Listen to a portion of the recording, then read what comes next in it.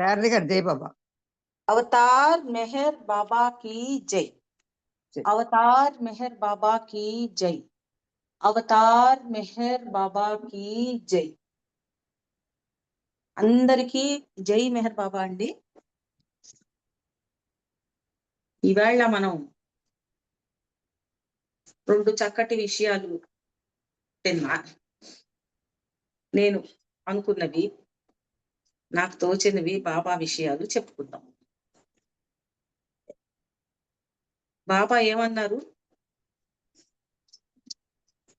మనందరికీ ఆరోగ్యం అంటే తెలుసు. ఆరోగ్యం అంటే ఈ శరీరాన్ని ఎటువంటి రోగాలు లేకుండా ఫిట్ గా ఉంచుకోవడం, ఆరోగ్యవంతంగా. అది చాలా మందికి ఆరోగ్యం ఉండట్లా. పైకి అందరం బాగానే ఉంటాం, ఆరోగ్యం ఉండదు. చూసేందుకు బాగుంటాం, ఏదో రకమైన బాధతో బాధపడుతూ ఉంటాం శరీరంలో. అలాగని పెద్ద రోగం కూడా ఏమి ఉండదు, కానీ ఏదో ఒక బాధ ఉంటుంది. అయితే అది ఆరోగ్యం లేనట్టే. అలాగే ఉండాల్సిన బరువు కంటే ఎక్కువ ఉన్నా ఆరోగ్యం లేనట్టే, తక్కువ ఉన్నా ఆరోగ్యం లేనట్టే. ఉండాల్సిన బీపీ కంటే కాస్త ఎక్కువ ఉంటే ఆరోగ్యం లేనట్టే. ఇవన్నీ అనారోగ్యం. అలాగే మరి ఆరోగ్యం మనకు తెలిసినంతలో శారీరక ఆరోగ్యము, మానసిక ఆరోగ్యం, ఈ రెండే తెలుసు మనకి. అంటే మనసు, మనందరికి మానసిక ఆరోగ్యం చాలా వరకు మనందరం కూడా 100% మానసికంగా ఆరోగ్యంగా ఉన్నాం. ఎందుకంటే మనం బాబా ప్రేమికులు ఒకటి. రెండోది, మనకి మన బుద్ధి పనిచేస్తోంది. ఆ బుద్ధి మనం కుదురుకో పెట్టుకుంటున్నాం. బాబాను తలుచుకుంటూ, బాబా విషయాలు చెప్పుకుంటూ, బాబా విషయాలు వింటూ 24 ఎప్పుడు నిరంతరం బాబానే మనం చేసుకుంటూ ఉంటాం. నామస్మరణ చేసుకుంటాం, లేకపోతే ఆయన తలుచుకుంటాం, లేకపోతే ఆయన విషయాలు చెప్పుకుంటాం. ఈ రకంగా అది మానసిక ఆరోగ్యం. సరే, దీని గురించి ఒకసారి ఒక చిన్న ఇది వచ్చింది. ఎరుచి దగ్గర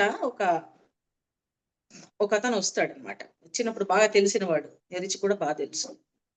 ఆయన వచ్చినప్పుడు అతను కొంచెం అప్పుడు అనారోగ్యంతో బాధపడతాడు అనమాట. అంతకు ముందర వచ్చినప్పుడు ఎరిచి అడుగుతాడు, ఎలా ఉన్నావు, బాగున్నావా, నీ ఆరోగ్యం. బాబా కూడా ఎప్పుడు అందరిని అడిగేవారు కదా, ఎలా ఉన్నారు, కులాసానా, కుశలమా అని అడిగేవారు. అదే రకంగా ఎరిచి కూడా అడుగుతాడు. అడిగి, నీ ఆరోగ్యం జాగ్రత్తగా ఉందా, మంచిగా ఉన్నావా అని అడుగుతూ, నువ్వు చాలా జాగ్రత్తగా ఉండాలి 3 విషయాల్లో అని చెప్తారు. ఏంటి ఆ 3 విషయాలు? ఆరోగ్యపరంగా నీ శారీరక ఆరోగ్యము, నీ మానసిక ఆరోగ్యము, నీ ఆధ్యాత్మిక ఆరోగ్యము, ఈ 3 బాగుండాలి అంటాడు. అన్న తర్వాత ఆయన చెప్తారు, యురిచ్ గారే చెప్తున్నారు ఇక్కడ, తగినంత వ్యాయామం, పోషకాహారం, మందులు, వీటితో శారీరక ఆరోగ్యం చేకూరుతుంది. ఆరోగ్యాన్ని కుదురుగా ఉంచుకుంటాం. అలాగే మంచి ఆలోచనలు, మంచి మాటలు, మంచి పనులు, వీటి వల్ల మానసిక ఆరోగ్యం చేకూరుతుంది అని చెప్పి ఎర్చి చెప్తాడు. చెప్పి ఇంకేం మాట్లాడు. అప్పుడు ఇతను మరి 3వ విషయం ఏంటి అని అడుగుతాడు. మీరేదో ఆధ్యాత్మిక ఆరోగ్యం అన్నారు కదా, ఈ 2 చేసుకుంటే ఆధ్యాత్మిక ఆరోగ్యం వచ్చేస్తుందా అని అడుగుతాడు. అడిగితే అప్పుడు ఎరిచి కొద్దిసేపు ఏం మాట్లాడకుండా ఆ తర్వాత నెమ్మదిగా చెప్తాడు. అయితే ఏమని చెప్తాడు? కేవలం శారీరక ఆరోగ్యం బాగుండి, అలాగే మంచి ఆలోచనలు, మంచి మాటలు, మంచి పనులు ఉండటం వల్ల మానసిక ఆరోగ్యం బాగుంటే అది ఆధ్యాత్మిక ఆరోగ్యం కాదు. ఆధ్యాత్మిక ఆరోగ్యం ఇంకొకటి ఉంది.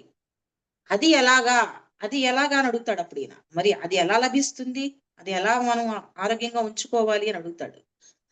అప్పుడు ఆయన ఏమంటున్నారంటే, ఆధ్యాత్మిక ఆరోగ్యం కావాలి అంటే, లభించాలి అంటే మంచికి చెడుకి అతీతంగా ఎదగాలి. మంచికి చెడుకి అతీతంగా ఎదగాలి అంటే ప్రతిదీ మనం ఏం చేస్తుంటాము నిత్య జీవితంలో? మంచి చెడు మధ్య కొట్టుమిట్టాడుతూ ఉంటాం. భగవంతుని ఆలోచనలు, ఇక్కడ ఇందాక మనం ఏం చెప్పుకున్నాం? మానసిక ఆరోగ్యం కావాలంటే మంచి ఆలోచనలు, మంచి పనులు అన్నారు. మంచి ఆలోచనలు, మంచి పనులు, చెడు వినకు, చెడు చూడకు, చెడు మాట్లాడకు. అది మానసిక ఆరోగ్యం కింద తీసుకుంటే, ఇక్కడ భగవంతుని ఆలోచనలు, భగవంతుని మాటలు, భగవంతుని పనులు చేయటం. ఈ 3 గనుక చేస్తూ ఉంటే ఆధ్యాత్మిక ఆరోగ్యం లభిస్తుంది అని చెప్పి చెప్తాడు. చెప్తూ ఇంకా ఒక మాట అంటాడు. ఈ మంచి చెడు మధ్య కొట్టుమిట్టాడుతూ ఉంటాము. ఇది ద్వంద్వం. మనం ఉన్న ద్వంద్వ ప్రపంచంలో కాబట్టి మనకెప్పుడు ఆపోజిట్స్ కనబడుతూ ఉంటాయి. ఒక చోట ప్రేమ కనబడితే ఇంకో చోట ద్వేషం కనబడుతుంది. ఒక చోట మంచి కనబడితే మరో చోట చెడు కనబడుతుంటుంది. ఒకటి మంచివాడు కనబడితే ఒకటి చెడ్డవాడు కనబడుతుంటాడు. ఈ రకంగా ఉంటుంది. అయితే దీన్ని దాటాలి. ఇక్కడే ఉండిపోకూడదు. ఇది దాటాలి. ఏదో ఒక రోజు దాటాలి. అయితే అది దాటాలి అంటే ఎలాగా? అంటే మళ్ళీ ఎరిచే చెప్తున్నాడు ఇక్కడ ఎలా దాటాలో. ఎప్పుడు నువ్వు ఈ మంచి చెడుల ద్వంద్వాన్ని దాటాలి అంటే భగవంతుని గురించి ఆలోచిస్తూ ఉంటే, భగవంతుని గురించి స్మరిస్తూ ఉంటే, ఏదో ఒక రోజున నీ మాటలు, చేతలు కూడా భగవంతుని మాటలు, చేతలుగా మారిపోతాయి. నువ్వు చేసేదంతా ఆయన పని కింద మారిపోతుంది. ఆయన్నే స్మరించుకుంటూ, ఆయన్నే తలచుకుంటూ, ఆయన్నే మనం ఆరాధించుకుంటూ ఉంటే కొంతకాలానికి నీ పనులు, నీ చేతలు, నీ మాటలు కూడా భగవంతుని మాటలు, చేతలుగా మారిపోతాయి. బాబా పనులకి నువ్వు ఒక సాధనంగా మారిపోతావు అని చెప్తున్నాడు. అయితే ఇది ఎలా సాధించాలి అంటే మళ్ళీ అదే చెప్తాడు. బాబా కృపని పొందడానికి ప్రయత్నం చేయాలి. బాబా కృప పొందాలి అంటే ఎల్లప్పుడూ బాబాని స్మరించండి. నిబద్ధతతో ఏ కోరికలు లేకుండా బాబాని స్మరించగలిగితే ఆధ్యాత్మిక ఆరోగ్యం తప్పకుండా మీ వశం అవుతుంది. నిబద్ధతతో సిన్సియర్గా, చాలా సిన్సియర్గా, ఎటువంటి కోరికలు లేకుండా బాబాని స్మరించగలిగితే, నిరంతరం స్మరించగలిగితే ఆధ్యాత్మిక ఆరోగ్యం తప్పకుండా మీ వశం అవుతుంది. ఆ రకంగా బాబా కృప లభిస్తుంది అని చెప్పి చెప్పాడు. సో మనం చేయాల్సింది ఏమిటి అంటే బాబా ప్రేమికులుగా ఆధ్యాత్మిక ఆరోగ్యం కోసం, ఆధ్యాత్మికంగా కూడా ఆరోగ్యం ఉండడం కోసం ప్రయత్నం చేయాలి. బాబా చెప్పారు, బ్యాక్ బైటింగ్, ఇతరుల గురించి పరోక్ష నింద, slander and back biting. Slander అంటే సరే, ప్రత్యక్ష నింద, పరోక్ష నింద, ఈ 2 ఉన్నంత కాలం మీరు ఎంత మాత్రం ఆధ్యాత్మికంగా మీరు ఎదగలేరు అని చెప్పారు బాబా కూడా. కాబట్టి ఇక్కడ ఏంటంటే ఒకళ్ళ సంగతి మనం పట్టించుకోకుండా మన దోన మనం బాబాని స్మరించుకుంటూ, బాబా పనులే చేసుకుంటూ, బాబానే స్మరించుకుంటూ, మనసులో ఆయన నిలుపుకొని మనం ఆయన దీనిలో ఉండిపోతే, ఆ ప్రపంచంలో ఉండిపోతే తప్పకుండా మనకి ఆధ్యాత్మిక ఆరోగ్యం లభిస్తుంది. మంచి చెడును దాటగలుగుతాం. మంచి చెడును దాటామంటే ద్వంద్వ ప్రపంచాన్ని దాటిపోయి ఆయన దగ్గరికి చేరుకోగలుగుతాం అని చెప్పి ఇక్కడ ఎరిచి చెప్తున్నారు అనమాట. సరే, ఇది ఒక చిన్న సంఘటన ఎరిచి దగ్గర జరిగింది. అదే మీకు చెప్పాను ఇప్పుడు. ఇంకపోతే రెండో విషయం, వాళ్ళ మాట్లాడాలనుకున్న రెండో విషయం ఏమిటి అంటే నిస్వార్థ సేవ. నిస్వార్థ సేవ అంటే సెల్ఫ్లెస్ సర్వీస్. Selfless service. నేను చేస్తున్నాను, నేను అనే భావన లేకుండా సేవ చేయటము. నేను రాకూడదు సేవ చేసేటప్పుడు. ఏ సేవన్నా కావచ్చు, ఏ పనన్నా కావచ్చు, ఇతరుల కోసం ఏదైనా చేస్తున్నప్పుడు అతనికి నేను చేస్తున్నా, నా వల్ల అతనికి లాభం వస్తుంది, నా నా నేను చేశాను కాబట్టి అతను లాభపడుతున్నాడు అనే ఆలోచన లేకుండా చేయగలగాలి. దాన్ని నిస్వార్థ సేవ అంటారు. బాబా ది పాత్ ఆఫ్ లవ్ అని ఒక పుస్తకం ఉంది మనకి, ప్రేమ పదము అని చెప్పి. అందులో అన్ని బాబా మెసేజెస్ ఉంటాయి. బాబా చెప్పిన ముఖ్యమైన విషయాలు అన్నమాట. ఆయన మెసేజెస్ ఉంటాయి దానిలో. ఆ మెసేజెస్ లో బాబా ఏం చెప్పారంటే, హై రోడ్స్ టు గాడ్ అని ఒక మెసేజ్ ఉంది. మీరు చూసారంటే బుక్ తీసి, high roads to God. High roads అంటే ఏంటి? హై రోడ్ అంటే ఏంటి? Highway. National highway, state highways ఉన్నాయి కదా మనకి. హైవే నేషనల్ హైవే ఎలా ఉంటుంది? ఎక్కడ ఎటువంటి అడ్డంకి లేకుండా సాఫీగా ప్రయాణం సాగిపోతుంది. చాలా ఫాస్ట్‌గా గమ్యానికి వెళ్ళిపోతాం. అది హైవే అంటే. అలాంటి హై రోడ్, అలాంటి హైవే టు గాడ్, భగవంతుని చేరుకోవడానికి ఎటువంటి అడ్డంకులు లేనటువంటి మార్గము.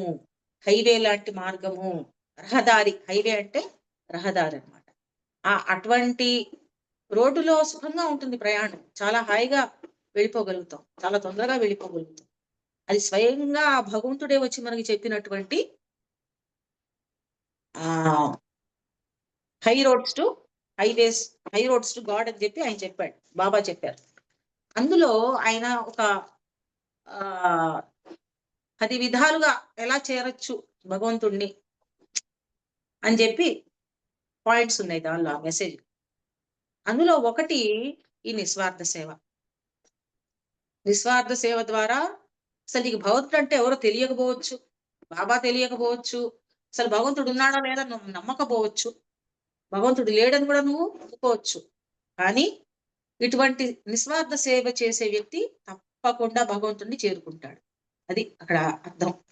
అయితే ఆ నిస్వార్థ సేవ అంటే ఏంటో ఇవాళ మనం కొద్దిగా బాబా మాటల్లోనే డిస్కోర్సెస్ లో బాబా చెప్పినటువంటి విషయాల్ని ఇవాళ బాబా మాటలే కంప్లీట్ గా. ఇందాక ఎరిచ్ మాటలు కొద్దిగా మనం చూసాము. బాబా మాటలు చూద్దాం. నిస్వార్థ సేవలో మెహర్ బాబా ప్రవచనాలు, డిస్కోర్సెస్ లో ఎంతో చక్కగా చెప్పారు. ప్రతి ఒక్కరూ ప్రతినిత్యం ఏదో ఒక రీతిన వారి వారి వారికి చేతైన విధంగా అనేక సేవా కార్యక్రమాలు చేస్తూ ఉంటారు ప్రతి వాళ్ళు. వృద్ధాశ్రమాలకు వెళ్ళి అక్కడ వృద్ధులకు వారికి పళ్ళు ఇవ్వటం, వస్త్రాలు ఇవ్వటం, వాళ్ళకి తోచిన విధంగా మాట్లాడటం, ఇవన్నీ సహాయాలు చేస్తూ ఉంటారు. ఇవన్నీ మనం చూస్తూ ఉంటాం.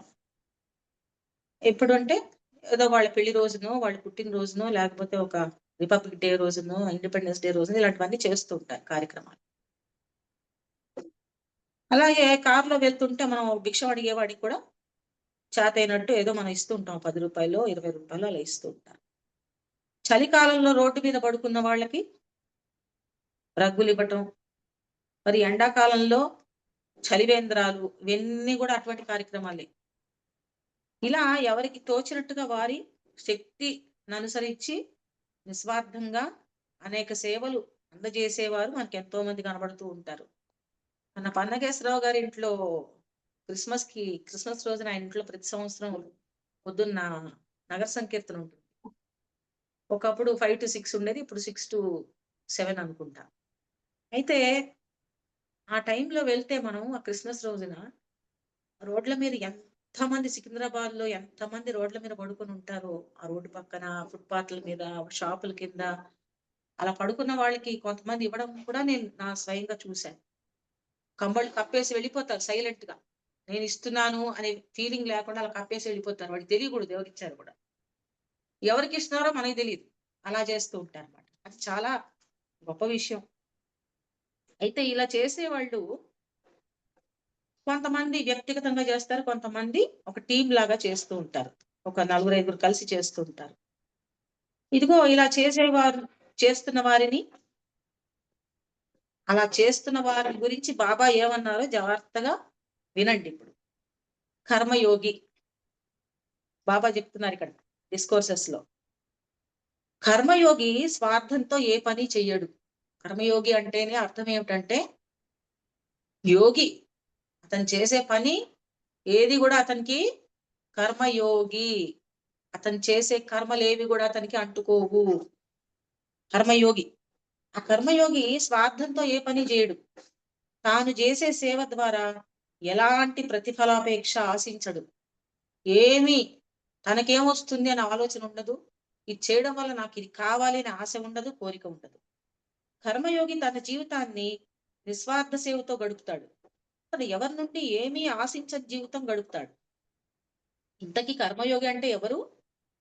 ఏ విషయాన్ని తీవ్రంగా ఆలోచించి చింతించని వాడు, ఏమి జరిగినా, ఎలా జరిగినా చలించని వాడు కర్మయోగి అని చెప్పి చెప్తూ ఉంటారు.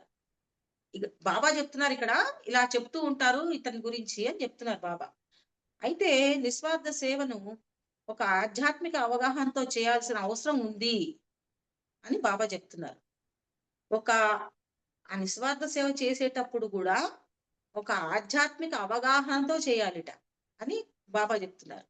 లేదంటే ఏమవుతుందంటే కొన్ని కొత్త సమస్యలొస్తాయి అని చెప్తున్నారు. ఆ ఆధ్యాత్మిక అవగాహన లేకుండా సేవ చేస్తే నిస్వార్థ సేవ అనుకుని చేస్తూ ఉంటారు. కానీ దానివల్ల గూడా కొన్ని బంధనాలు ఏర్పడే ఛాన్స్ ఉంది అని చెప్తున్నారు బాబా ఇక్కడ.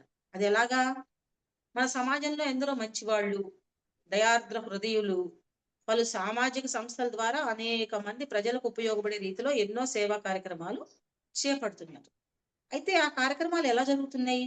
వాటి ఫలితాలు ఎలా ఉన్నాయి అని మనం చూస్తే, ఈ మంచి మనసు గల పెద్దలు ఒక సమస్యను పరిష్కరించాలని ఒక సేవా కార్యక్రమం మొదలుపెడితే, వారు ఊహించని రీతిలో ఇంకో కొన్ని సమస్యలొస్తున్నాయట. దీనికి సైడ్ ఎఫెక్ట్ లాగా, మందుకు సైడ్ ఎఫెక్ట్ లాగా ఒక రోగానికి మందేస్తే ఇంకో రోగం వచ్చినట్టు అవుతుందన్నమాట. ఒక సమస్యను పరిష్కరించడం కోసం ఒక మంచి పని చేస్తుంటే వేరే సమస్యలొస్తున్నాయట.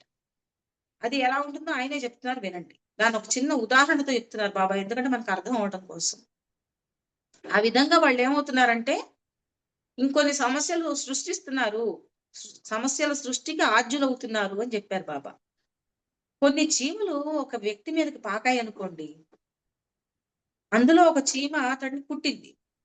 వెంటనే ఆ మనిషి ఏం చేస్తాడు? నన్ను కొడతావా అని ఇమ్మీడియేట్‌గా తెలియకుండానే ఆ కుట్టిన చీమని క్షణంలో చంపేస్తాడు. మనందరం చేసే పనే అది. మన ఒంటి మీద చీమ ఎక్కి కుడుతుంటే మరి మనం భరిస్తామా? చంపడానికి ట్రై చేస్తాం. వెంటనే నలిపేస్తాం దాన్ని. చంపాలని కాదు. బట్ తెలియకుండానే జరిగిపోతుంది.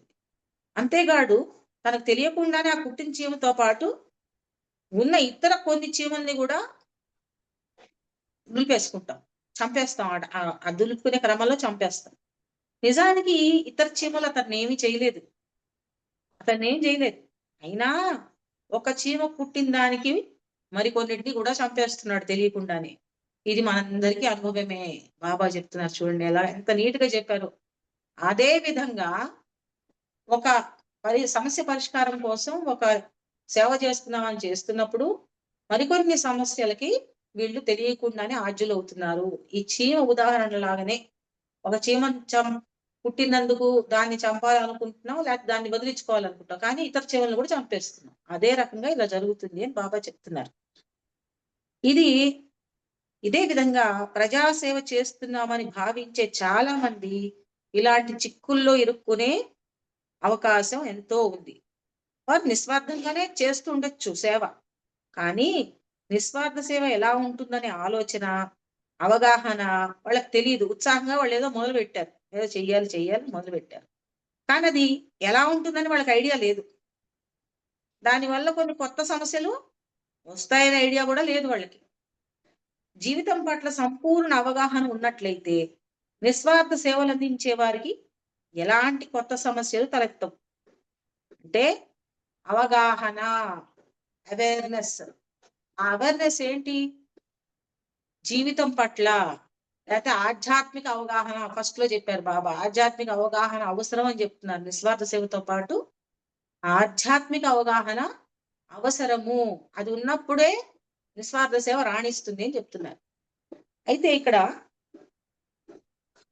ఇటువంటి అవగాహన లేకుండా చేసేవారికి ఎన్నో సమస్యలు తలెత్తడానికి అవకాశం ఉంది. అయితే బాబా ఏమన్నారంటే, నా పరిధిలోకి వచ్చేవారు జీవితం పట్ల సరైన అవగాహన పెంపొందించుకొని, ఎలాంటి ఇతర సమస్యలను సృష్టించని సేవలను అలవరుచుకోవాలి. మెహర్ బాబా చెప్తున్నారు. నా పరిధిలోకి వచ్చేవాళ్ళు, బాబా ఫోల్డ్‌లోకి వచ్చేవాళ్ళు జీవితం పట్ల సరైన అవగాహన పెంపొందించుకొని, ఎలాంటి ఇతర సమస్యలను సృష్టించని సేవలను అలవరుచుకోవాలి అని చెప్తున్నారు బాబా. ఆధ్యాత్మిక అవగాహన ఎలాగా? నిస్వార్థంగా ఎలాంటి సేవా కార్యక్రమం చేపట్టినా ఆయా వ్యక్తులకు ఆధ్యాత్మిక లాభం తప్పక లభిస్తుంది అని మెహర్ బాబా మళ్ళీ చెప్తున్నారు ఇక్కడ. ఎవరైనా గాని ఎటువంటి సేవా కార్యక్రమం, ఎటువంటి ప్రతిఫలాపేక్ష లేకుండా మొదలుపెడితే, చేస్తే తప్పకుండా ఆధ్యాత్మిక లబ్ధి ఉంటుంది. వాళ్ళకి లాభం ఉంటుంది. వాళ్ళు ఆ లాభం ఆశించట్లే, అది వేరే విషయం, కానీ ఉంటుంది. కర్మయోగి మాదిరి ఎలాంటి లాభం ఆశించకుండా, ప్రతిఫలాపేక్ష ఆశించకుండా నిస్వార్థ సేవకు పూనుకోవడం ద్వారా ఎంతో కొంత ఆధ్యాత్మిక ప్రయోజనం ఉంటుంది. అయితే ఈ సేవ ద్వారా కొంతమంది ఇతర సమస్యలు కలగకుండా మాత్రం నివారించలేరు. అందుకోసమే ఈ సేవా కార్యక్రమాలు ఆధ్యాత్మిక అవగాహనతో చేపట్టాలని బాబా మళ్ళీ మళ్ళీ చెప్తున్నారు. ఈ సేవా కార్యక్రమాలు ఆధ్యాత్మిక అవగాహనతో చేపడితే వాటి వల్ల కలిగే ప్రయోజనాలు విశ్వవ్యాపకంగా ఉంటాయి. ఆధ్యాత్మిక అవగాహనతో నిస్వార్థ సేవ చేపట్టిన వ్యక్తికి అతనికి వ్యక్తిగతంగానే కాకుండా ఆ సేవా కార్యక్రమంతో సంబంధం ఉన్న అందరికీ కూడా భౌతిక ఆధ్యాత్మిక ప్రయోజనం ఉంటుంది. అలాగే ఆధ్యాత్మిక అవగాహనతో చేసే సేవా కార్యక్రమం యావత్ సమాజానికి గొప్ప వరం అవుతుంది. సమాజహిత కార్యక్రమాలు తాను ఎంతో బాగా చేస్తున్నాం చాలా మంది అనుకుంటారు చేసేవాళ్ళు, కానీ అవి అవతారం దృష్టిలో నిస్వార్థ సేవ కానే కాదు. సమాజంలో కొంతమందికి కీడు చేస్తున్నట్టుగా కూడా అవుతుంది. బాబాయిస్ వాణి ఇక్కడ. వాళ్ళు ఎంతో బాగా చేస్తున్నారు వాళ్ళు అనుకుంటారు, కానీ కొంతమందికి వాళ్ళు తెలియకుండానే కీడు చేసినట్టు అవుతుంది. ఇందాక చీమ ఉదాహరణ లాగా. అది ఎలాగో మళ్ళీ బాబా చెప్తున్నారు. ఎందుకు ఎందుకు అలాగ అవుతుందో చెప్తున్నారు, జాగ్రత్తగా వినండి. ఆకలిగా ఉన్న ఒక వ్యక్తికి అన్నం పెడుతున్నాం అనుకుంటారు. అయితే ఆకలిగా ఉందని అన్నం పెట్టమని అడిగినా అతని ఆరోగ్య కారణాల రీత్యా అతనికి అన్నం పెట్టకపోవడమే మేలు కావచ్చు. ఒక వ్యక్తి అన్నం పెట్టమని అడుగుతున్నాడు, ఆకలిగా ఉందని అంటున్నాడు, కానీ అతనికి అన్నం విషం లాంటిది ఆ సమయంలో పెట్టకూడదు. అప్పుడు అది తప్పే అవుతుంది కదా. మనం సేవ చేస్తున్నామని మనం అనుకుంటాం. అలాగే కొందరు ఆకలి దప్పికల కోసం భిక్షం అడుగుతుంటారు. అడుక్కునే వాళ్ళు ఉంటారు, వాళ్ళు అడుగుతూ ఉంటారు. పాపం వాళ్ళకి ఏమి లేక, ఎవరు లేక భిక్షం అడుగుతారు. ఇలా భిక్షం అడుక్కోవడం ద్వారా ఎన్నో అవాంఛనీయ సంస్కారాలు వాళ్ళకి సంక్రమిస్తాయి. మరి అలాంటి వ్యక్తికి మీరు భిక్షం వేయడం ద్వారా అతనికి అదనంగా మరిన్ని సంస్కారాలు పెంచడమే అవుతుంది. అతను అడుగుతున్నాడు కదా అని మనం పెడితే ఏమవుతుందంట, అతను ఈ విధంగా భిక్షం అడగడం వల్ల ఎన్నో అవాంఛనీయ సంస్కారాలు వస్తాయి. అలాంటి అతనికి మీరు భిక్షం వేస్తే అతనికి అదనంగా మరికొన్ని సంస్కారాలు చేరుతున్నాయి. అంటే అతని సంస్కారాలను మీరు పెంచుతున్నారు. అతనికి మీరు అందించిన సేవల వల్ల అతను మీకు రుణపడాలని మీరు ఆశించరు. మీరేం అక్కడ ఏమీ లాభం ఆశించట్లా. అతను అడిగాడు, మీరేదో ఇస్తున్నారు. అయితే అయినా కూడా సరైన అవగాహన లేకుండా, మీకు బ్యాక్గ్రౌండ్ తెలీదు, అతనికి అన్నం పడుతుందో విషం అవుతుందో మీకు తెలియదు. ఇవన్నీ ఏమి తెలుసుకోకుండా దానం చేస్తే అదే జరుగుతుంది. అతని సంస్కారాలు పెరుగుతాయి. ఆ రకంగా మీరు వాళ్ళ సంస్కారాలు ఎక్కువ చేసిన వాళ్ళు అవుతున్నారు. ఆహార విషయంలో ప్రస్తావించిన ఈ ఉదాహరణలు ఇతర వితరణలకు కూడా విస్తరిస్తాయని బాబా స్పష్టం చేస్తున్నారు. అంటే ఇతర వితరణలు డబ్బులే కావచ్చు. అతను డబ్బులు అడుగుతాడు, వచ్చి నాకేదో అవసరం ఉందంటాడు. డబ్బులు ఇచ్చామనుకోండి, అతను ఒక అవసరం పేరు చెప్పాడు, ఆ అవసరం పేరు చెప్పి అతను వెళ్ళి తాగుతున్నాడో మరి ఏం చేస్తున్నాడో, అతను ఇంకేం చేస్తున్నాడో, ఎవరన్నా అమ్మాయి దగ్గరికి వెళ్తున్నాడో మనకి ఏమి తెలియదు. ఆ రకంగా అతని సంస్కారాన్ని మనం పెంచిన వాళ్ళం అవుతాం. సో బాబా ఏం చెప్తున్నారు ఇక్కడ, అదే అనమాట. ఇతర వితరణలకు కూడా, అంటే ఇతర వితరణ అంటే అన్నమే కాకుండా వేరే ఏదైనా డబ్బుల రూపంలో ఇచ్చినా, లేకపోతే ఇంకేదో ఇచ్చినా, ఏది ఇచ్చినా కూడా మీరేం ఆశించకుండా చేసినా కూడా ఒకసారి అది ఇలాగా పరిణమించవచ్చు. అవగాహన లేదు మీకు, ఆ రకంగా జరుగుతుంది. అయితే ఆధ్యాత్మిక అవగాహన జ్ఞాన దృష్టితో చూస్తే ఇది సేవా కార్యక్రమం మాత్రమే కాదు కావాలని అపకారం తలపెట్టినట్లు అవుతుంది. అప్పుడు ఏమవుతుంది, ఆధ్యాత్మిక దృష్టితో ఎవరు చూస్తారు, భగవంతుడికి తెలుసు. కాబట్టి భగవంతుడికి ఆయన చూస్తూ ఉంటాడు. ఆయనకి తెలుసు దీనివల్ల ఏం జరుగుతుందో, ఈ దానం వల్ల కానీ లేకపోతే సేవ వల్ల కానీ ఏం జరుగుతుంది అనేది ఆయన తెలుస్తుంది. ఆరోగ్యంగా ఉండేవాడికి ఎలాంటి ఆహారం ఇచ్చినా పర్వాలేదు, దానివల్ల అతనికి ఆరోగ్యం మంచిగా అవుతుంది ఆకలి తీరితే. అదే ఆహారం ఒక రోగికి విషతుల్యం అవుతుంది. అంటే ఒకరికి మేలు కలిగించేది మరొకరికి హాని కలిగిస్తుంది. అందుకే మీరు చేపట్టే సేవా కార్యక్రమాలకు ఆధ్యాత్మిక అవగాహన తోడు కావాలి అని బాబా పదే పదే హెచ్చరిస్తున్నారు. ఆధ్యాత్మిక అవగాహన లేకుండా ఏ పని చెయ్యకూడదు. ఎవరికి ఏమి మనం ఏదో చేసేస్తున్నాం అనుకుని చెయ్యకూడదు. అసలు చేస్తున్నాం అనే ఆలోచన లేకుండా చెయ్యాలి మొదటిది. ప్రతిఫలాపేక్ష లేకుండా చెయ్యాలి. అయినా కూడా దానివల్ల అవతవాడికి మేలు జరుగుతుందో కీడు జరుగుతుందో మీకు తెలియదు. మీకు అవగాహన లేదు. కాబట్టి ఆ అవగాహన అవసరం అని చెప్తున్నారు బాబా ఇక్కడ. అవగాహన ఉండాలి అని ఇన్ని సార్లు బాబా ఈ కాసేపట్లో మనకి పదే పదే డిస్కోర్సెస్ లో ఉన్న ట్రాన్స్లేషన్ ఇది సెల్ఫ్లెస్ సర్వీస్ గురించి. చివర ఆఖరున బాబా ఏమన్నారంటే ఆధ్యాత్మిక లబ్ధి, ఆధ్యాత్మిక లాభం, లబ్ధి. ఈ పైన చెప్పిన విషయాలన్నీ ఇప్పుడు నేను ఇలా చెప్పాను కదా అంటున్నారు బాబా. ఇది పైన చెప్పినవన్నీ పలు సేవా కార్యక్రమాలు చేపట్టే వారిని జాగ్రత్తగా ఉండాలని హెచ్చరించడానికే గాని నిరుత్సాహపరచడానికి మాత్రం కాదు అని బాబా మళ్ళీ చెప్తున్నారు. మిమ్మల్ని ఏదో మీరేదో చేద్దాం అనుకుంటే నేను మీకు అవగాహన లేకుండా చేస్తే ఇలా అవుతుంది అలా అవుతుందని భయపెట్టాలని కాదు, మిమ్మల్ని నిరుత్సాహపరచడానికి కాదు, జాగ్రత్తగా ఉండండి అని నేను హెచ్చరిస్తున్నాను నా ప్రేమికుల్ని అని బాబా చెప్తున్నారు. ఎవరికి ఏ మేర సహాయం అందించాలనేది సర్వజ్ఞాని అయిన అవతారం మాత్రమే తెలుస్తుంది. సామాన్య మానవులకు ఏ మాత్రం అర్థం కాదు. మనకు తెలియదు కదా అతను ఆ వ్యక్తి ఎవరో, అతని వెనకాల ఏం అవన్నీ మనకు తెలియదు. కాబట్టి అవతారానికి మాత్రమే ఓపెన్ బుక్. ప్రతివాడి జీవితం ఓపెన్ బుక్. ఆయనకే తెలుస్తుంది, మనకు తెలియదు. కాబట్టి అవతల ఈ కార్యక్రమం వల్ల ఇతరులకు కీడు జరగవచ్చు అనే భయంతో మీరు ఈ కార్యక్రమాలు నేను చెప్పాను కదా అని చేయడం ఆపకండి అన్నారు. బాబా చెప్తున్నారు ఏం చేయాలో, ఎలా చేయాలో. మీరు చేసే కార్యక్రమాలు మీరు చెయ్యండి. ఏదైనా సేవ చేయాలి నిస్వార్థంగా అంటే చెయ్యండి అని చెప్తున్నారు ఇక్కడ మళ్ళీ.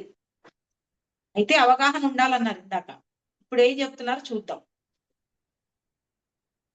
తప్పకుండా మీకు నిస్వార్థంగా ఎటువంటి ఫలాపేక్ష లేకుండా ఏదైనా కార్యక్రమం చేస్తే తప్పకుండా మీకు ఆధ్యాత్మిక లబ్ధి వస్తుంది అని బాబా చెప్పారు. ఒకటి నంబర్ 1. ముందుగా వీళ్ళకి ఆధ్యాత్మిక అవగాహన ఉండాలి అని మళ్ళీ చెప్తున్నారు. అయితే ఆధ్యాత్మిక అవగాహన లేకున్నా స్వార్థపూరితంగా స్వలాభ స్వలాభ అపేక్షతో సేవా కార్యక్రమాలు చేపడితే మరింత హాని ఉంటుంది. చేసేవాడికే హాని ఉంటుందిట. ఎందుకు? ఏదో ఆశిస్తున్నాడు, స్వార్థం కోసం చేస్తున్నాడు, నిస్వార్థం కోసం చేయట్లేదు. తన స్వార్థం కోసం ఆ దానము, ఆ కార్యక్రమం, ఆ సేవ చేస్తున్నాడు.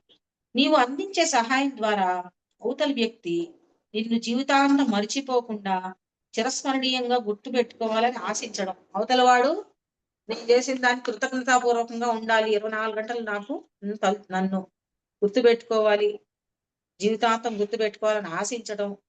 లేదా తానేదో పెద్ద గొప్ప సేవ బీద బిక్కిలకు చేస్తున్నాను గర్వపడుతూ ఉండడం. నేను కాబట్టి వీళ్ళందరికీ సహాయం చేశాననేటువంటి గర్వం. ఇవి అనేక సంస్కార బంధనాలను ఏర్పరచుకోవడానికి మార్గం ఉన్నారు. ఆ రకంగా చేసే సేవ గర్వంతోనూ, లేకపోతే నేను అవతలి వాడు నన్ను గుర్తుపెట్టుకోవాలి, నాకు కృతజ్ఞతగా ఉండాలి, చూసావా ఎలా వాడు ఆలోచిస్తున్నాడో, ఇలాంటివన్నీ అనుకోకుండా చేయాలి. అలా కాకుండా ఆ విధంగా చేస్తే, స్వార్థంతో చేస్తే ఏమవుతుంది? అనేక సంస్కారాలు పెరుగుతాయిట, ఎక్కువ బంధనాలు ఏర్పడతాయి, సంస్కార బంధనాలు ఏర్పడతాయి.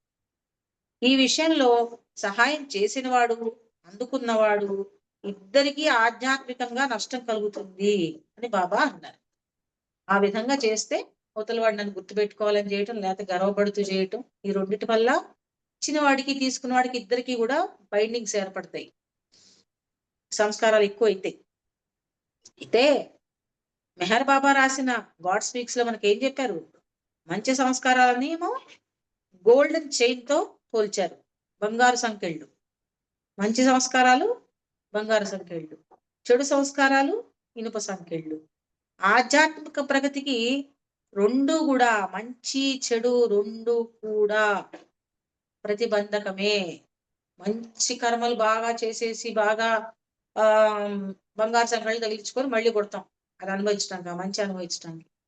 చెడు చెడు పనులు చేసినందువల్ల ఇనుప సంకెళ్ళు పుడతాం, చెడు సంస్కారాలతో పుడతాం. ఏదైనా ఏ సంస్కారమైనా కానీ మళ్ళీ జన్మకు కారణమవుతుంది.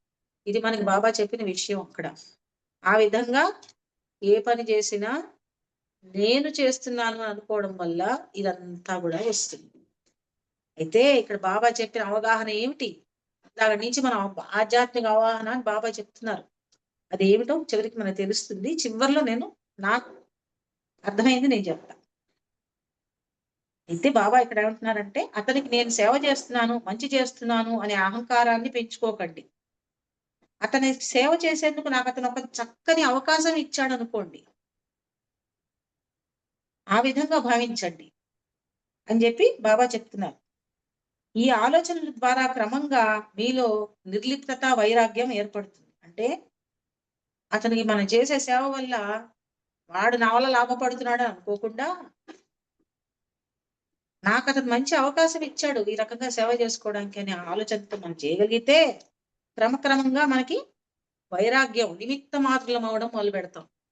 ఏది మనకు అంటుకోకుండా ఉంటుంది. నిమిత్త మాత్రులు అంటే ఏమిటి? అంటే ఏమిటి? సెట్ చేసుకోవాలి. ఎవరండి?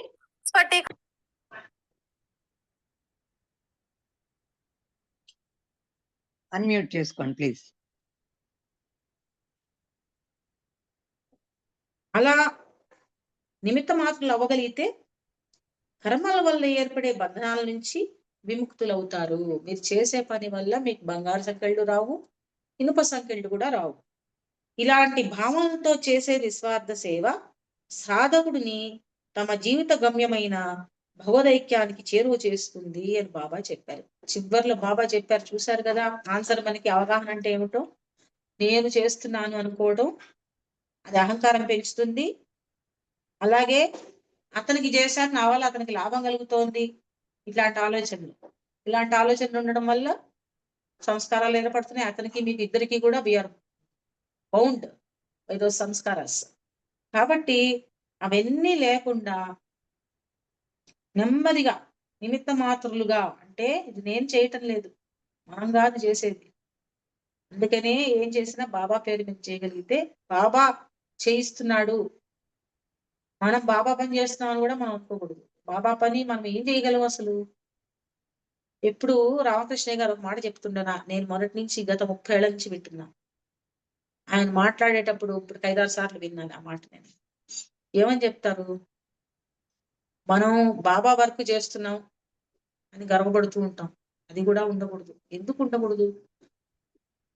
ఒక బండి వెళ్తుంటే, ఎడ్ల బండి వెళ్తుంటే ఆ బండి కింద ఒక కుక్క నడుస్తుంది బండితో పాటు. కుక్క అనుకుంటుందిట ఈ బండి నా వల్ల నడుస్తుంది అనుకుంటుందిట. ఆ నీడలో ఉంది అది, అంతే. బండి నీడలో అది వెళ్తోంది, బండి నా వల్ల నడుస్తుంది, నేను నడుస్తున్నా కాబట్టి బండి నడుస్తుంది అనుకుంటుందిట. అలాంటిది మనం అనుకోవడం, బాబా సేవ చేస్తున్నాం లేదా బాబా కార్యక్రమం చేస్తున్నాం అని మనం ఏమో అనుకుంటే, ఆ బండి నా వల్ల నడిచింది అన్నట్టుగా, నా వల్ల ఈ పని అయింది, నేను కాబట్టి చేశాను, బాబా దానిలో ఈ కార్యక్రమం అంతా నేనే చేశాను అనుకోవడం అటువంటిది అని చెప్పేసి ఎప్పుడో నా మనసులో ముద్రపడిన మాట. ఇది ఎప్పుడో ఆయన చెప్పిన మాట, నేను విన్న మాట అనేక సార్లు. సో ఇలా ఉంటుంది. అంటే మనం ఏమీ చేయటం, బాబా కూడా చెప్పారు అనేక సార్లు, అనేక చోట్ల చెప్పారు.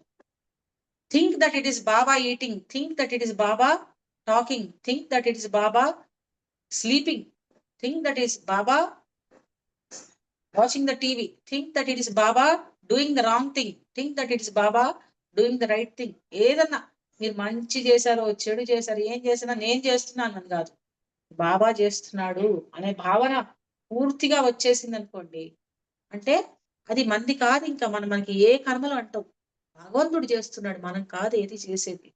మన ద్వారా ఆయన మనల్ని ఒక సృష్టించాడు, ఒక పనిముట్టుగా మనం ఆయన పని మనకి తెలియకుండానే చేయాలి. మనం అసలు చేస్తున్నామని అనుకోకూడదు ఏది, ఏ పని. అక్కడికి తాగడం, గాలి పీల్చడం కూడా, తినటం, మంచినీళ్ళు తాగటం, ఏది చేసినా కూడా ఆయన చేస్తున్నాడు, ఆయన బాబా, నాలో ఉన్న బాబా చేస్తున్నాడు ఇదంతా అని చెప్పి ఎప్పుడెప్పుడే అవగాహన వస్తుందో, ఆ అవగాహన ఒక రోజులో రాదు. మనం ఊరికే సూపర్ఫిషియల్ గా అనుకోవడం కాదు, కంప్లీట్ గా అందులో మునిగిపోవాలి. ఆ రకంగా చేయగలిగితే అప్పుడు మీకు ఏవి అంటుకోవు. మీరు ఏ పని చేసినా, ఎటువంటి దానం చేసినా, ఎటువంటి సేవ చేసినా, ఎవరికి ఏం చేసినా కూడా మీకు అంటవు అని బాబా ఇక్కడ చెప్పారనమాట. అయితే ఇంకా అయితే ఇదంతా చెప్పి బాబా అంటున్నారు, నిజమైన సేవ ఎవరికి సాధ్యం? అది భగవదైక్యం పొందిన సద్గురువుకే సాధ్యం, లేతే భూమి మీద అవతరించిన భగవంతుడికే సాధ్యం. అంటే అవతారుడు సద్గురువులు చేసేది మాత్రమే నిస్వార్థమైన సేవ. నిజంగా చెప్పాలంటే నిస్వార్థ సేవకి వాళ్లే ప్రతీకలు. ఎవరు? అవతారుడు గాని లేకపోతే సద్గురువులు గాని. ఎందుకంటే వాళ్ళకి పూర్తి అవగాహన ఉంటుంది, ప్రతి వాడి జీవితం పైన పూర్తి అవగాహన ఉంటుంది. ఆధ్యాత్మిక అవగాహనకి ఇంకా వాళ్ళు the highest of the high కదా మెహర్ బాబా. వాళ్ళకున్న అవగాహన మనకి ఎవ్వరికీ ఉండదు.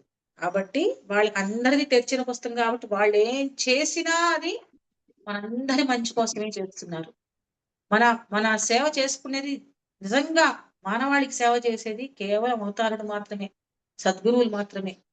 ఎవరో ఇవన్నీ చేసే పనులు, మనం చేసే పనులు, ఈ పనులన్నీ కూడా మనం ఏదో చేస్తున్నాం అనుకుంటాం కానీ అందుకేనే అనుకోకండి అని చెప్తున్నారు. మీరు నేను చేస్తున్నాననే భావన లేకుండా చేయండి అని చెప్తున్నారు బాబా ఇక్కడ. నేను చేస్తున్నాను అనుకుంటే అంటుకుంటుంది, మళ్ళీ జన్మెత్తుతారు. ఇదే పని మీకు.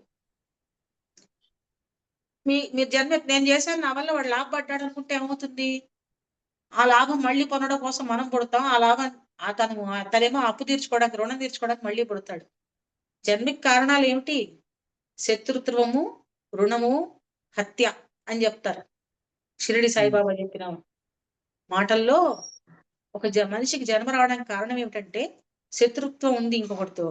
ఆ శత్రుత్వం తీరాలి కాబట్టి మళ్ళీ జన్మెత్తుతూ ఉంటాడు. మనసులో ఆ భావన, ద్వేష భావన ఉందంటే తప్పకుండా వాడు చచ్చిపోయినా, ఇప్పుడు చంపేసినా మళ్ళీ పుట్టి మళ్ళీ తీర్చుకుంటాడు. రుణము, ఇదే ఎక్కువగా మనం మాట్లాడేది దీని గురించి, రుణానుబంధాలు. ఎక్కువ మంది మనుషులు ఎందుకు పుడుతున్నారు మళ్ళీ మళ్ళీ అంటే ఎక్కడో రుణం ఉంటుంది, ఏదో రుణం ఉంటుంది. వాడు నాకు ఇచ్చాడు, వాడి వల్ల నేను లాభం పొందాననే భావన ఈ వ్యక్తిలో ఉంటుంది, నేను ఇచ్చాననే భావన ఆ వ్యక్తిలో ఉంటుంది. కాబట్టి అదేమవుతుంది, వాళ్ళు మళ్ళీ మళ్ళీ జన్మెత్తుతారు. అది తీర్చుకోవడం కోసం వాళ్ళు, అవతల వాడి దగ్గర తీసుకోవడం కోసం మళ్ళీ వీడు వెనక్కి తీసుకోవడం కోసం ఇతను, ఈ జన్మలు ఇలా నడుస్తూనే ఉంటాయి. రుణానుబంధం అంటారు దాన్ని. హత్య, ఎవడన్నా హత్య చేశారనుకోండి పొరపాటుని, తప్పకుండా జన్మెత్తి మళ్ళీ హత్య గావించబడాలి. అవతల వాడిని నువ్వు హత్య చేసావు కాబట్టి నువ్వు హత్య గావించబడాలి. ఈ 3 ముఖ్యమైన కారణాలు జన్మ మళ్ళీ మళ్ళీ రావడానికి కారణాలు. కాబట్టి ఎవరి మీద అతిగా ప్రేమ, అతిగా ద్వేషం ఉండరాదు. అతి ప్రేమ ఉన్నా కూడా మళ్ళీ జన్మెత్తుతారు వాళ్ళ మీద మమకారంతో. ఆ పిల్లల మీద పిచ్చి మమకారం ఉందనుకోండి, మళ్ళీ మళ్ళీ జన్మెత్తుతాం వాళ్ళ కోసం. ఆ ప్రేమ అంత అటాచ్మెంట్, దేని మీద అటాచ్మెంట్ ఉండకూడదు. ప్రేమ భావన అటాచ్మెంట్ ఉండకూడదు, ద్వేష భావన అటాచ్మెంట్ ఉండకూడదు అవతల వాడి మీద. అలాగే రుణం ఎప్పుడు వస్తుంది? ఇప్పుడే చెప్పాను కదా, నేను వాడికి ఇచ్చాను, నా వల్ల వాడు బాగుపడ్డాడు అని అహంకారం మనకు ఉన్నప్పుడు అది మనం మళ్ళీ తిరిగి పొందడం కోసం మనం జన్మెత్తుతాం, అతనేమో తీర్చడం కోసం అతను జన్మెత్తుతాడు. ఇది ఇలా నడుస్తూనే ఉంటుంది. ఈ రకంగా ఈ బైండింగ్స్ వస్తాయి. కాబట్టి నిస్వార్థ సేవ చేయగలిగింది ఎవరు? అవతార పురుషుడు, సద్గురువులు. వాళ్ళ మాత్రమే నిజమైన సేవను చేయగలరు. మామూలు వ్యక్తి చేసే సేవకు, సద్గురువులు ఆధ్యాత్మిక అవగాహనతో చేసే సేవకు ఏ మాత్రం కంపారిజన్ లేదు, పోలిక లేదు. వాళ్ళ అవతారం సూచన మేరకు సేవాభావం గల ఆధ్యాత్మిక జిజ్ఞాసులందరూ పలు సేవా కార్యక్రమాలు చేపట్టడం మంచిదే అన్నారు బాబా. మళ్ళీ ఇక్కడ అంటే బాబా డైరెక్షన్స్ మేరకు, లేకపోతే ఒక సద్గురు డైరెక్షన్స్ మేరకు ఏదన్నా కార్యక్రమం, సేవా కార్యక్రమం కానీ లేకపోతే దానం కానీ ఏదన్నా చేయగలిగితే అటువంటివి చేస్తే ఉభయకారకం. అంటే మనకి తప్పకుండా ఆధ్యాత్మిక లబ్ధి లభిస్తుంది, ఎటువంటి కర్మలు అంటుకోవు. సద్గురువు అనంత జ్ఞాని, ఆయన తన కార్యక్రమాలను యావత్ విశ్వమానవాళి వాళ్ళ కోసం చేస్తూ ఉంటాడు. ఆయన ఆజ్ఞానుసారం ఆయన ఏదైనా చేయమన్నప్పుడు ఆ కార్యక్రమం చేయడం చాలా మంచిది అని చెప్తున్నారు బాబా. అప్పుడు ఏమవుతున్నది, విశ్వ కార్యక్రమంలో పాలు పంచుకోవడమే అవుతుంది. బాబా ఎప్పుడు ఒక మాట చెప్పేవాళ్ళు, ఏమనంటే నేను విశ్వానికి సేవకుణ్ణి. అంటే ఆయన చేసే, ఆయన ఏ పని చేసినా మానవాళి శ్రేయస్సు కోసం చేస్తారు బాబా, లోక కళ్యాణం కోసం చేస్తాడు భగవంతుడు. అవతారుడు సద్గురువు, అవతారుడు సద్గురువు వీళ్ళందరూ కూడా మానవాళి శ్రేయస్సు కోసం పనిచేస్తుంటారు. వాళ్ళని నిస్వార్థ సేవ. అటువంటి సద్గురువుని గాని అవతారుని గాని మనం పట్టుకోగలిగితే, ఆయనకి ఏదన్నా మనం చేయగలిగితే, అప్పుడు అది తప్పకుండా నిస్వార్థ సేవ అవుతుంది. ఆయనకి ఏం చేసినా ఆయన ఏం చేయాలి, ఆయన ఏం చెప్తే అది చెయ్యాలి. ఆయన ఏం చెప్పారు, మనకి ఎన్ని డైరెక్షన్స్ ఇచ్చారు బాబా, ఎన్ని డైరెక్షన్స్, ఎన్నిసార్లు ఎన్ని విధాలుగా చెప్పారు, ఎన్ని విధాలుగా చెప్పారు. మై విష్ లో చెప్పారు ఏం చేయాలి. అలాగే బాబా ఓటూలో చనిపోయేటప్పుడు, బాబా శరీరాన్ని వదిలేసేటప్పుడు ఆ 3 మెసేజెస్ ఉన్న బోర్డు హఫీజ్ సూక్తులు పెట్టించారు. అంటే అది మనకి last message given by Baba. ఏమన్నారు, befitting a fortunate slave, carry out every order of the master without the question of why or what. ఎందుకు ఏమిటి అని ప్రశ్నించకుండా నీ గురువు చెప్పే ప్రతిదీ నువ్వు ఒక స్లేవ్ లాగా చేసేసేయి, ఆలోచన లేకుండా, నీ బుర్ర వాడకుండా అని చెప్పారు. అలా చేస్తే ఏమవుతుంది, ఆ డైరెక్షన్ లో మనం ఉంటాం, ఆయన చెప్పింది చేస్తున్నాము. అది అలా ఆ 3 సూక్తులు బాబా చివరగా ఇచ్చినటువంటి మెసేజ్. ఇవన్నీ కూడా మనకి సూచనలు. ఇవన్నీ జాగ్రత్తగా అబ్జర్వ్ చేస్తే మై విష్, ఈ హఫీజ్ సూక్తులు, ఇవన్నీ బాబా చెప్పిన విషయాలు, 7 రియాలిటీస్, ఇవన్నీ సరైన అవగాహనతో మనం కనుక అర్థం చేసుకుంటే మనకి అర్థం అవుతాయి. మనం ఏం చేయొచ్చు, ఏం చేయకూడదు మనకి తప్పకుండా తెలిసిపోతుంది. బ్యాక్ బైటింగ్ ఎంత మనకి జనరల్ గా నేను బాబా లవర్స్ లో కూడా చూస్తాను, మనం అందరికి కామన్ ఇది. చాలా వరకు అది బయటపడాలి దానిలోంచి. ఒకళ్ళు చేస్తే వాళ్ళు తప్పు అని నేను అంటల్లా, మనము చేసిందే అవన్నీ. కాబట్టి మనం ఏం చేయాలి, ఇంకొకటి గురించి మాట్లాడరాదు, ఇంకొకటి గురించి వాడు లేనప్పుడు వాడి గురించి మాట్లాడకూడదు. బ్యాక్ బైటింగ్ అది ఫస్ట్ క్వాలిటీ. దాన్ని అలవర్చుకోవడం అనేది చాలా ఇంపార్టెంట్ బాబా లవర్స్ కి. అలాగే బాబా నిరంతరం నామస్మరణ చేసుకోవడం ఇంకా ఇంకా ఇంపార్టెంట్. అదే విధంగా ఇప్పుడు బాబా మనకే చెప్పారు కదా, నా డైరెక్షన్స్ లో నేను చెప్పినట్టుగా ఆ సూచనల మేరకు మీరు పనిచేస్తే అప్పుడు అది నిస్వార్థ సేవ అవుతుంది అని చెప్తున్నారు. కొద్దిగా ఇంకా ఉంది కానీ, అంటే ఇంతే బాబా రిపీటెడ్ గా చెప్తున్న విషయాలే, మళ్ళీ అవగాహన అవి ఇవి. ఏదైనా మనకి చివరిలో ఆయన చెప్పింది ఏంటంటే, ఈ విశ్వానికి సేవ చేయగలిగిన వాడు అవతారుడు మాత్రమే, లేకపోతే సద్గురువులు మాత్రమే. ఆయన డైరెక్షన్స్ లో పనిచేస్తే మీకేం అంటదు, మీకు తెలిసి తెలియకుండా చేయిస్తే అంటుతుంది. అందుకని మనం ఏం చేయాలి, ఇప్పుడు బాబా డైరెక్షన్ ఏంటి, నేను చేస్తున్నాను అనుకోకుండా చేయటం. నేను చేయట్లేదు, బాబా చేయిస్తున్నాడు. బాబా తలుచుకొని, స్వామి ఈ పని చేస్తున్నాను, ఈ పని నాకు చేయాలనిపించి చేస్తున్నాను, నాకేం సంబంధం లేదు దీంతో అని చెప్పుకొని ఏం చేసినా అది బాబాకి చెందుతుంది. అవతార్ మెహర్ బాబాకి జై. జై జై బాబా బాబా అండి. అండి. సారీ, నేను టైం చూసుకోలేదు, వెరీ సారీ. ఓకే, పర్వాలేదులేండి. మాకు చాలా మంచి విషయాలు చెప్పారు. చాలా చాలా నిజంగా చాలా మనసు హత్తుకుపోయింది. చక్కటి విషయాలు చెప్పారు. అంటే అంటే మనకి నిస్వార్థ సేవ అంటే ఏదో మనం నేను లేకుండా చేయడం అనేది తెలుసు అంతే తప్ప, కానీ అంత మనం మీ డిస్కోర్సెస్ లో చాలా లోతుగా వెళ్ళి చక్కని విషయాలు చెప్పారు. అసలు ద్వంద్వాలను దాటితే కానీ బాబాయే చేసిన కొంతకాలానికి అలా దాటాలని స్మరిస్తూ ఉంటేనే బాబా పనులు బాబా చేతులు అనుకుంటామని, అలా ఆధ్యాత్మిక ఆరోగ్యం లభిస్తుందని, ముఖ్యంగా డిస్కోర్సెస్ లో పాయింట్ ఏంటంటే నిస్వార్థ సేవ, ఐ రోడ్స్ టు గాడ్ అనేటువంటి విషయం. తర్వాత ఈ చీమ ఎగ్జాంపుల్ ఒకటి, అనారోగ్య వ్యక్తికి అన్నం పెట్టడం, ఇవన్నీ కూడా చాలా చక్కని విషయాలు. అంటే ఆధ్యాత్మిక అవగాహన ఎప్పుడు కూడా నిస్వార్థంగా ఉన్నప్పుడే రాణిస్తుంది, ఆధ్యాత్మిక అవగాహన ఉన్నప్పుడే నిస్వార్థ సేవ రాణిస్తుంది అనేటువంటి విషయాన్ని ఎంతో చక్కగా చెప్పారు. నిజంగా ఇంత ఉందా నిస్వార్థ సేవలో అనిపించింది. చాలా మంచి విషయాలు చెప్పారు. టైం బాబా చెప్పారు మనకి ఇవన్నీ. జై బాబా. అదే చాలా చక్కని విషయాలు చెప్పారు. జై బాబా. ఆఖరికి బాబా ఏం చెప్పారు, నిజమైన సేవ అవతారుడు ఒక్కడి మాత్రమే చేయగలరు అని చెప్పి చెప్పారు. చెప్పారు. అలా ఆ, అని మీరు మానకండి, మీరు చేసేది చెయ్యండి. ఎందుకంటే లబ్ధి ఉంటుంది. కానీ ఉమ్, చేసేటప్పుడు మళ్ళీ ఎక్కడ నేను చేస్తున్నాను అనుకోకండి అని చెప్పారు. Okay madam. మనం ఓకే ఏంటంటే మేడం. ఏం చేసినా బాబాని తలుచుకొని చేయటం అంటే అదే బాబా చెప్పింది ఎప్పుడు. అది కూడా ఓకే. ఎన్నోసార్లు చెప్పాడు ఆయన. ఉమ్, నన్ను ఉమ్, తలుచుకోండి. మీరు మొదలు పెట్టే ముందర ఏదైనా అన్నారు. ఉమ్. చివర్లో అదే తలుచుకోమన్నారు. నిరంతరం తలుచుకోమన్నారు చివరికి. జై అదే. బాబా. జై బాబా. చాలా చక్కని విషయాలు చెప్పారు. జై బాబా అండి. Yes. ధన్యవాదాలు సార్. మరొకసారి జై బాబాలు. జై బాబా అండి. ఇప్పుడు నెక్స్ట్ ఇందాక ఈయన శ్రీకుమార్ గారిని పాడమన్నాం కదా, వాడు పాడవలసిందిగా కోరుతున్నా. శ్రీకుమార్ గారు. జై బాబా అండి. జై బాబా పాడు. అవతార్ మెహర్ బాబా की जय.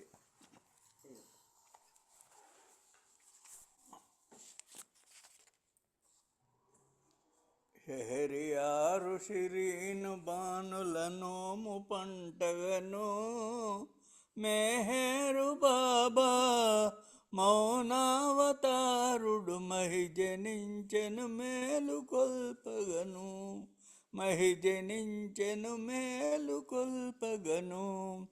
విశ్వభారము మోయనల్లగ విశ్వవిభుని చేరి సద్గురు పంచకం విన్నవింప ప్రసన్నీల షిరీను బానుతను జుడే. షహరియారు షిరీను బానుల నోము పంటగను మెహరు బాబా మునావతారు జనించెను మేలు కొల్పగను. యుగ యుగంబున అవసగుణ జగతిపై జనీనాతడు మనుజుడై ప్రగతిలో ప్రతి హృదయమందున ప్రేమ బీజము నాటిచని ప్రసన్నుడై. షహరియారు షిరీను బానుల నోము పంటగను